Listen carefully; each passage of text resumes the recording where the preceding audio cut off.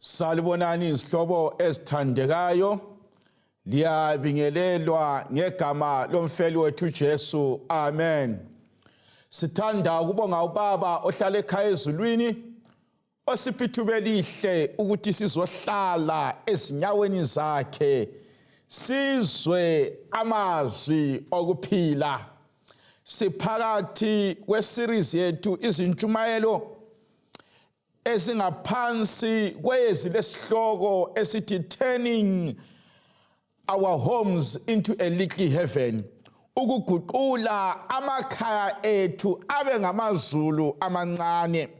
Bathandekayo, kuyisifiso sami esikhulu sokuthi ngemva kwenhlelo ezingaka imizamo yokwenza imizi yethu ibe mnandi, imizi yethu isale ingilizulu elincane. Phela sonke esiphile emhlabeni esikulangazelelayo lesikufisayo lesikuloyisayo ukuthi kwelinye lamalanga elingekho khatshana mzwana kuqhaqheka isibhakabhaka kucheda amayezi ememeza umdala esithi kuphelile. Sonke siyafisa ukuyahlala ekhaya ezulwini. Siyakholwa ukuthi ekhaya ezulwini kakulazinhlupho. Siyakholwa ekhaya ezulwini ukuthi kulentokozo.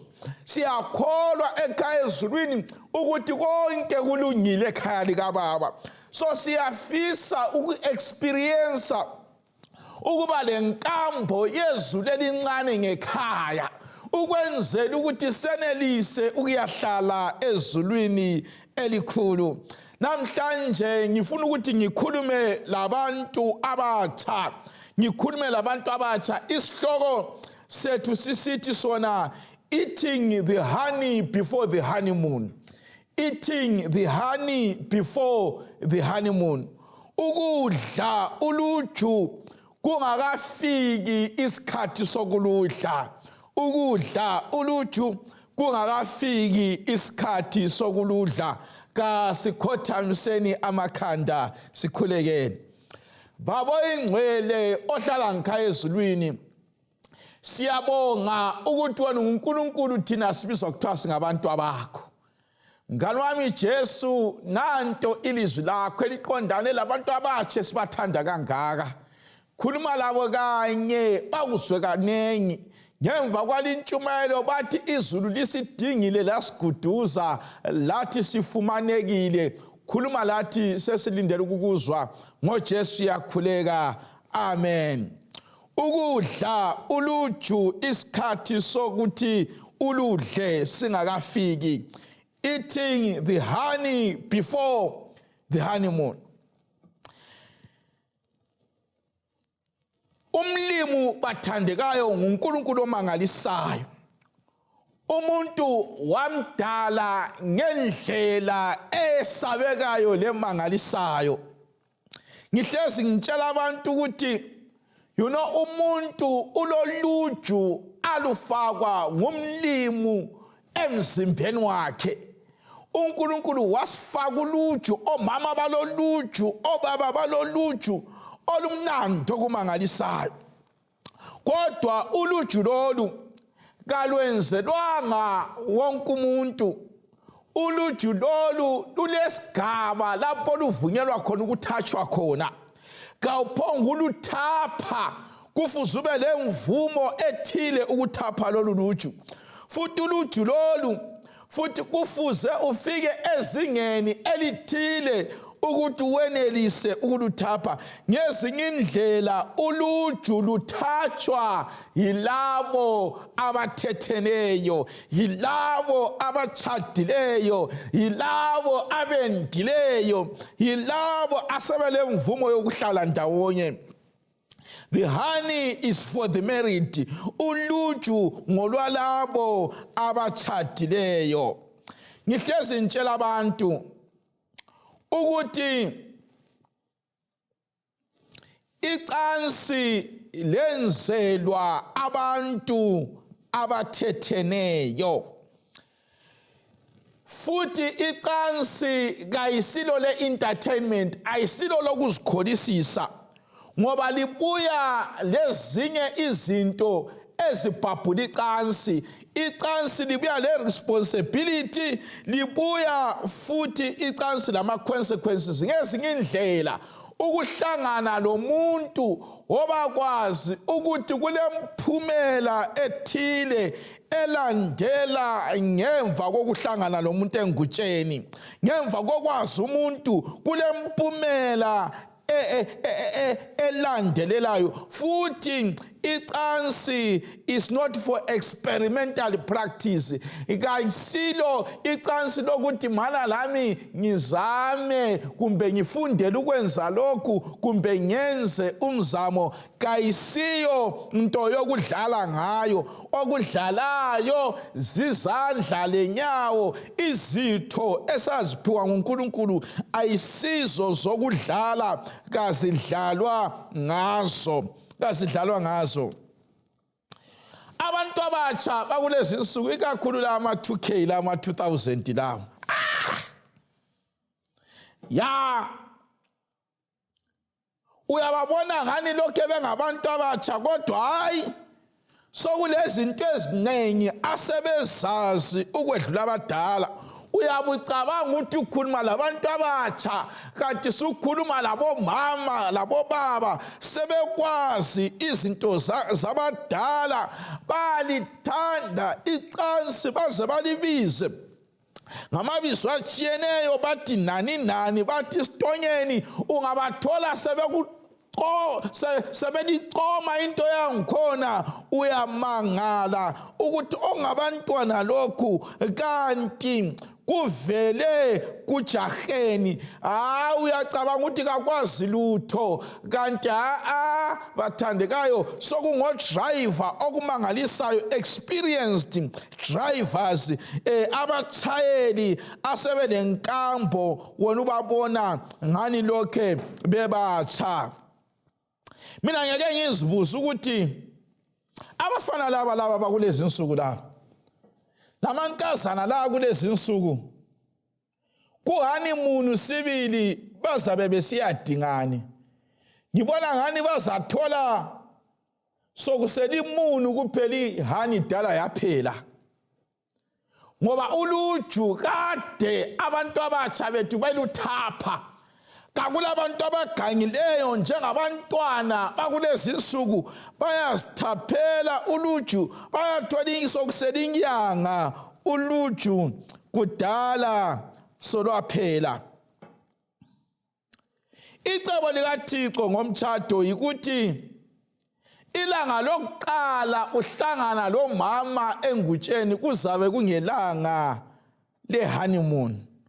Kulilanga lokuqala selitshadile lokuthi lihlangane. Yikho thina esikukholelwayo njengebandla, yikho uThixo akutshoyo kubantu abatsha. Ngizaqala ngikhulume ngecebo likaNkulunkulu ngomtshado, bese ngikhuluma ngenew normal, lokho esesikwenza khathesi njengabantu abatsha. Icebo likaThixo yikuthi umuntu nxa esiyahlangana lentombazana kumbe siyahlangana lejaha ngemva komtshado, abe lijaha elimsulwa elingakwazi lutho, ijaha eligcweleyo. Lentombi ibe yintombi nto, intombi engazi lutho, intombi emsulwa, intombi eyivirgin, lejaha eliyivirgin. Bathandekayo, icebo likaThixo yikuthi ngekhaya nxa sisondla abantwana abadala, icebo likaThixo yikuthi abantu abatsha nxa bekhula, bathandekayo, bakhule bemsulwa baze bayetshada bemsulwa. Hilo icebo likaThixo ngomtshado. Kodwa abathandekayo, abantwana bakulezi insuku kabasakwesabi, sokungani kuyinhlekisa ukuzigcina uyintombi emsulwa, sokungani kuyinhlekisa ukuzigcina ulijaha elimsulwa. USathane sekwenze ukulahlekelwa yibujaha kungani kwangani yikuhlakanipha usathane wakwenza ukulahlekelwa yibuntombi kwangani uhlakaniphile kakhulu kwangani lo sigcine ehlambulukile emsulwa uyisiwula kwangani lo othaphuluju uhlakaniphile ukwenzela ukuthi icebo likaThixo ngomtshado liqhubeleke. Ingozi yokulahlekelwa yibuntombi lokulahlekelwa yibujaha sithola kuMalaki 2. Malaki 2 ivesi lingelika 14. Ithi kanti lithi kungani kungoba inkosi yayingumfakazi phakathi kwakho lomfazi wobutsha bakho wena omphethe ngenkohliso kanti ungumngane wakho lomfazi wesivumelwano sakho. iBhayibheli lithi lona umfazi wobutsha bakho. iBhayibheli lithi intombi owaqala ukuhlangana layo eyasusa ubutsha bakho lejaga owahlangana lalo elasusa ubutsha bakho. uNkulunkulu uthi ngangingumfakazi lelo langa mzwana kususwa ubutsha bakho. ngangingumfakazi lelo langa ingilosi zarekhoda oyaziwa ekhaya ezulwini kuthiwa ngumfazi wesivumelwano oyaziwa ekhaya ezulwini kuthiwa indoda yesivumelwano ngulowo owaqala ukulala laye nguye owaziwe ezulwini. So kungenzeka ukuthi abanye abantu bathandana labafazi babanye abantu ngoba umfazi owaziwe ezulwini owakho ngulowo owamkhipha ubutsha bakho kumbe wakukhipha ubutsha bakho. Le ndoda eyaziwa ezulwini yileyi eyakukhipha owayikhipha ubutsha bayo. Engcenye uthi ngihamba lo bheyi wami ngihamba lo muntu wami uhamba lo muntu omnikazi. So yingozi bathandekayo yokulahlekelwa yibuntombi lobujaha. umuntu okuthathela ubuntombi lokuthathela ubujaha abesekela ukukuthatha usengozini yokuthi kule record ngawe ngoba kulesivumelwano. yikho umuntu nxa elahlekelwa yibuntombi kuchitheka igazi. lapho kuchitheka khona igazi kubunjwa isivumelwano. akusondaba zokudlalwa ngazo lesi. Cebo likaThixo ngomtshado ukuthi nxa lisiyaqalisa umtshado lonke liqalise lingazi lutho lingo preschool. hayi khona ukuthi omunye ngu preschool omunye ngu grade 4. bathandekayo kufuze abantu bahambelana okutshengisa ukuthi izulu bathandekayo laliqhakathekisa ukuthi umuntu abe msulwa. ungabala eBhayibhelini even intombi ezazimsulwa zazilezigqoko izembatho ezazitshengisa ukuthi intombi leyimsulwa. liyakhumbula uThama eserejwe ngu-Amnoni wakhipha isembatho sokuba yintombi emsulwa okutshengisela ukuthi elizwini likaThixo kwakuqakathekiswa ukuthi intombi ihlale imsulwa. loJosefa bathandekayo nxa uJesu esesiyazalwa kuthiwa uJosefa wayeseyaziwa koMary kodwa elokhu engahlangananga laye. wayemelela ukuthi uThixo bathandekayo approve. yikho uJesu laye uzalwa yintombi emsulwa. ngiyazibuza ukuthi nxa uJesu engafuna ukuzalwa kuma-2K la angafumaneka yini uMaria?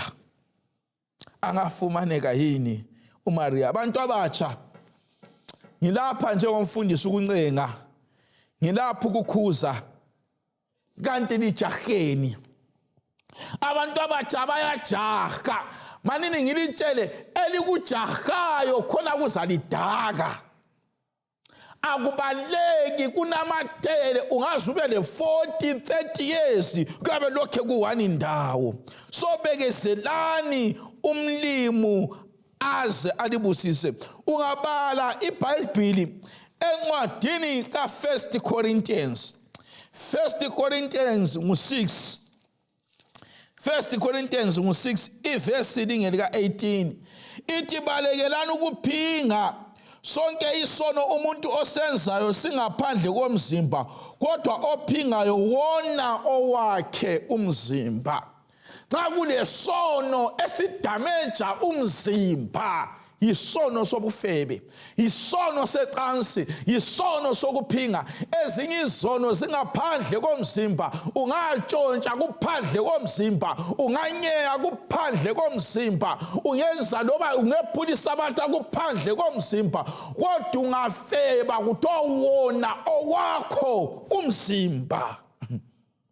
Bathandekayo, yekelani ukuthaphula uju isikhathi soluju singakafiki. Balekelani ukuphinga. uJosefa wambalekela umkaPhotifa elento zonke alikho lamla. Phela uPhotifa yayindoda eyilesikhundla eGibhite. Abantu ababephakeme babengaphonga ukuthatha nje intsha kwaku babehamba amankazana ayegeza akuya modele kube sokuthiwa umdala akhethe the best. UmkaPhotifa kwangayisikuthi mubi kakhulu okwenza uJosefa wabaleka. Wayemuhle umkaPhotifa egcoba amafutha awafunayo, elesepa yokugeza ubuso neyokugeza umzimba, elamafutha okugcoba inyawo lomzimba lobuso, elamaperfume adurayo. UmkaPhotifa wazama ngendlela zonke, engxenye wazama ukutshaya isigcebhezana uJosefa kawelanga, wazama ukubuyeshaya isiru uJosefa kawelanga, wazama ukuhlala buchapha uJosefa kawelanga, wabaleka lokholo lwakhe. Sidinga amajaha azathi lanxa amankazana eziletha babaleke.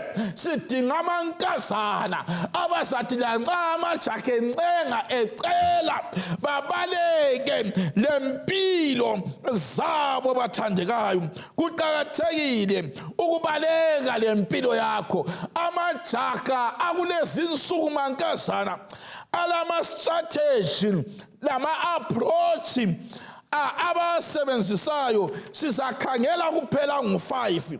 Kule approach yakuqala esetshenziswa ngamajaha ensuku zokuqina okuthiwa yi-remorse approach. Umuntu wangikhona uyabuya engani uyakuzwela, engani ufuna ukuzwelwa. Kulabantu inda umuzwe umuntu wangikhona nxa eqalisa ngangile ntombi, yazi intombi yandisappointa, akutshele indaba yakhe, lawe umzwe sumzwela, akulandisele. Umuntu wangikhona uyabe ngani ufuna ukuzwelwa, ngani marriage counselor, uyabe ngani uyi-expect ngento zama relationship, azama ukuthi axoxe lawe uzwe. Ungavela umvume umuntu wangikhona uyaqhubeka nge-approach yakhe yokufuna ukuzwelwa, you know, nxa selehlukana athi kodwa uyikuvalelisa bani khonokhu, yikuvalelisa okuthembileyo, ala ubuye umnamathele umgone, nxa uqeda kumgona abesekhala, khangela khathesi sungenzeni, suntshiya nginje, shuqinisile ukuthi untshiya nginje. Abajaha ngikhona gangayafa bathandekayo kulamajaha asebenzisa li-approach. Kube sokusiba lo mhlobo wamajaha esibili asebenzisa okubizwa kuthiwa yi-blesser approach. I-blesser approach ngamajaha lana angadondiyo ukukhipha imali.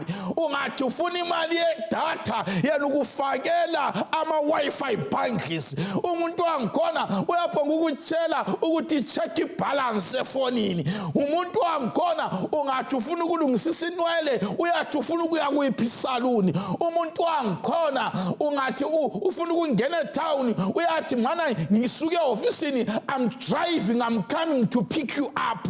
Umuntu wangikhona uyakuphathela amapizza, akuthengela izigqoko, akwenzele konke. Uthi umuntu lo uyandithanda kanti uthenga into zakhe, mzwane demanda kunzima ukumnqitha yena esipha kangaka. Ha mankazana, abafana abansuku zokuqina bagangile. Kulabanye abasebenzisa okuthiwa yi-media approach. Laba kabasuki ku social media. Umuntu wangikhona uyakwazi umdlalo wakhe, uyaqalisa ku WhatsApp, aqalise ku Facebook, khona phana akhulumisane lawe, likhulume lichathe, you know, as athi I miss you, wenzani khathesi, la uphendule umbuthi ngiyageza, athumele lokuyiframachina ongani sokuphapha athi coming sembuya mbayi athi ngicela ukubona thumela phela, athi ba imfanekiso wakhe engagqokanga, la uthi ba umfanekiso wakhe ungagqokanga, ekucineni mzwana lihlangana sokuphelile. Media approach. Kulabanye umhlobo wabafana abasebenzisa okuthiwa yi-church boy approach. Laba bayingozi ngoba laba bangabalazi iBhayibhili, laba babengani balungile, laba babengani bamnene. Umuntu wangikhona ungambona ukhuluma mnene kungani ngumnaka Ellen White. Umuntu wangikhona ulungile, nxa ungani umkhangela ukhatshana kungani ingilosi esanda kuqunywa amaphiko. Umuntu wangikhona ayiswelwa notatazelayo echechi, kayiswelwa nokhulumela phezulu, ngulona kungani uthule, labo labazali bangani bamthanda kanti yireza, isikama reza. Bakangile abafana. Kulabanye abasebenzisa i-position approach. Sebenzisa isikhundla alaso. Nxa ngumanager emsebenzini uyasebenzisa ukuba ngumanager wakhe. Nxa engufolloman wakho asebenzisa uba ngufolloman. Nxa engu-elder asebenzisa uba ngumdala wenkonzo. Nxa engumtshumayeli asebenzisa uba ngumtshumayeli. Nxa enguchorister wekwaya asebenzise isikhundla. You know, la ubona ngani ungasondela duze lomuntu ongani ulesikhundla, sungani ungcono kade udlalele esigangini. Bhayibhili lithi ku 1 Corinthians chapter 6 evesini ka 17. 1 Corinthians chapter 6 verse 17. Ithi kodwa onamathelane ngibale sukusela ku verse 16. Ithi kumbe kalazi yini ukuthi onamathelane lesifebe ungumzimba munye laso, ngoba labo ababili uthi basakuba nyamanye. iBhayibhili ithi ungalala lesifebe uba mzimba munye laso, you become twine. Litsho njalo lesikhiwa uba njengentambo liyana yokuthunya izicathulo ingani intambo eyodwa kodwa zintambo eziningi ezihlanganisiweyo. Bathandekayo, ungalala lo muntu oyisifebe uba mzimba munye laso. Yikubona osisi labana abakhomba kakhulu, abalala lamajaha kakhulu, ugcine ngasaqedakali, ugcine selenkani, ugcine selenhlamba, ugcine sengumuntu ongasathumekiyo ngoba uhlangane lo Themba, wahlangana lo Jabu, wahlangana lo Mkhululi. Ama-characters atshiyeneyo azobumba isimilo sakhe abanyamanyelaye kasela similo. Umuntu wangikhona sephonga ukuba lipenteka, umuntu wangikhona sephonga ukuba yideyadeya semzimba munye laso. Ngilapha bathandekayo ukukhuza abantu abatsha. Ungabala ugwalo luka Sister White, Letters to Young Lovers, kule ncwadi ayibhalela uWilliam Lokhero ekhuza uSister White, uthi ngikhangele ukuthi iunion yenu leyi, ubudlelwano benu lobu kabusoze bulise ekhaya ezulwini. Ngangcono nibuqume ngoba bugcwele ukuganga phakathi kwakho, kuzakwenza lobabili liwe ekukholweni lingalihotshi izulu.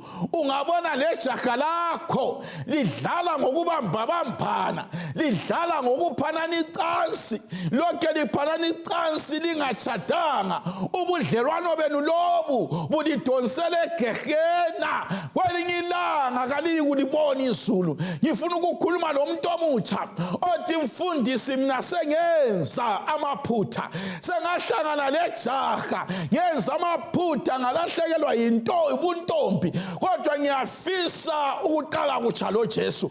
Ngikhuluma lejaha elithi mfundisi, imessage leyi ifika ngiganga izolo, ngiqeda kuganga, kodwa nxa ilizwi leli lifika liyangihlukuluza. Ngiyafisa ukuthethelelwa, ngiqale ukutsha lo Jesu. Omunye uthi ilizwi leli mfundisi lifika sengalahlekelwa yibuntombi, manje uThixo uzakuthini ngami?